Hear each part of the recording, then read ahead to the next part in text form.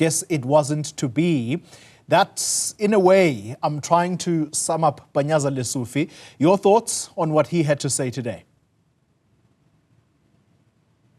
Yes, Panyaza Lesufi made his point that they did everything that they had to do, but also in a way that they are, whether they are reflection or not, they have the ground. You know, people, when they call them, people come. But unfortunately, those issues did not show up in the election results. And I think I would like to add something in favor of Panyaza Lesufi, which is that the last time something like this happened was Paul Mashatile, I believe, was in charge, or at least had the opportunity. I remember him shouting, "We're in charge." I think they just got above 50%. So the decline in Gauteng has been coming for some time, and they lost a lot of metros over time. And the national executive did not intervene in good time to change the result.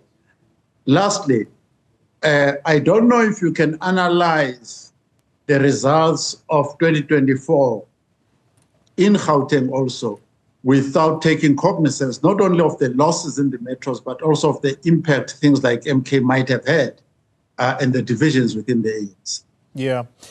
The electorate, I'm talking about the voting population in urban areas versus those in rural parts. Do you think that Gauteng will ever regain the edge, particularly for the ANC? Yes. So the short answer is that in the next 3 elections or so, which is, for instance, you're going to have 2029 and 2034. Those two, they are not going to win back. They are unlikely to win back. And the bigger part of the problem is internal weakness. The ANC started losing support, and as far as I can remember the numbers, immediately after the Polokwane conference in Gauteng. And the period that followed, we saw poor economic performance provincially and in the metros, including the Joburg metro.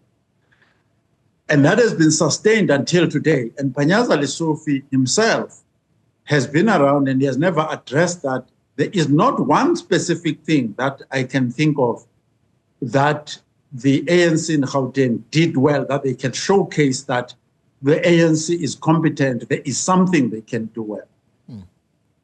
What for you is the problem, and do you think the ANC sees what the problem is as to the electoral decline? Yes, I think Helen Zille and company has done a proper diagnosis of the ANC.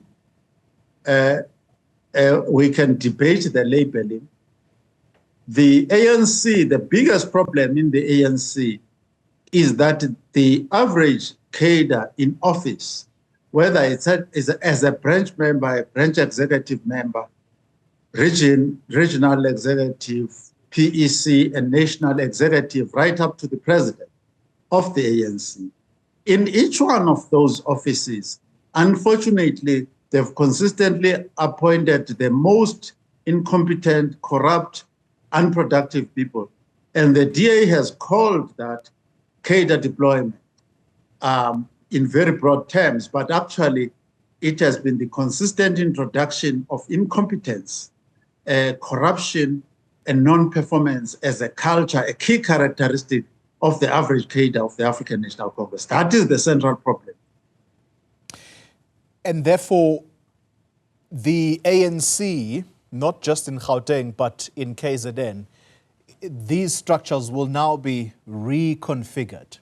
To your mind, who should the ANC at national be bringing on board to bolster these two provinces?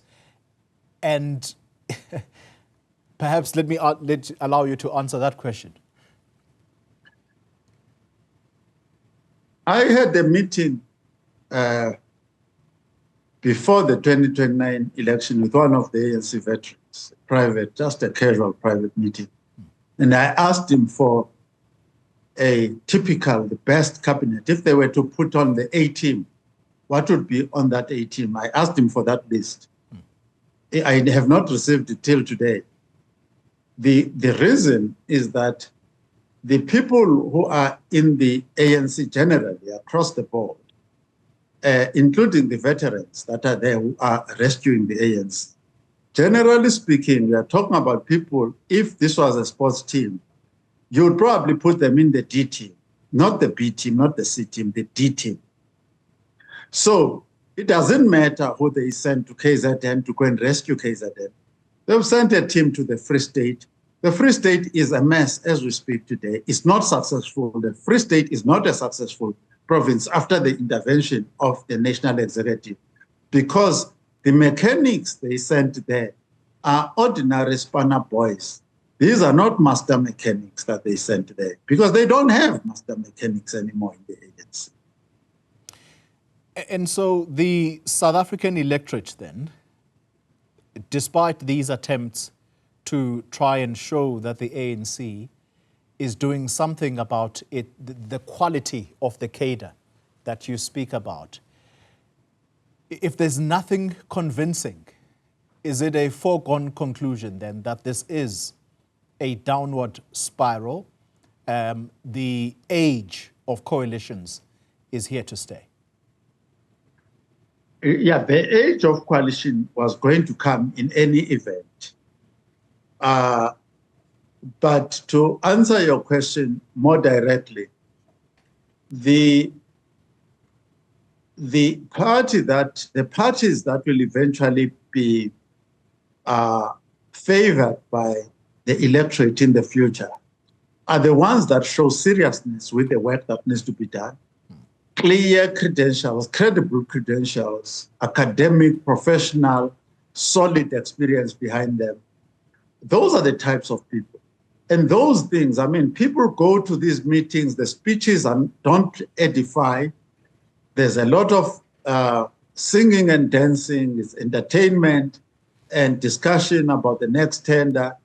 This thing is just not going to work. It will never work, because you cannot fool the people. The people can see the decline has been there because there has been non-performance by the ANC. What I mean by non-performance, when the sewage is out of control in Mfuleni, and there's sewage anywhere. You know, Xoli Mngambi, in one of the clips that we saw, he says, "Kuyachitha." You know, when sewage is running all over the country, kuyachitha. And that is basically what is happening, because they've put every type of incompetent cadre in every critical position.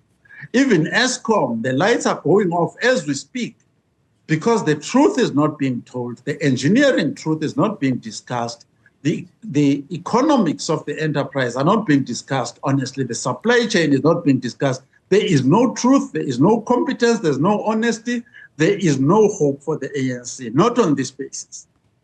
But if they chased away these useless people, actually chase them away, don't take them on a day course, chase them out of the ANC and start afresh, then we have a prospect. Political analyst Sandile Swana, thank you very much for your time.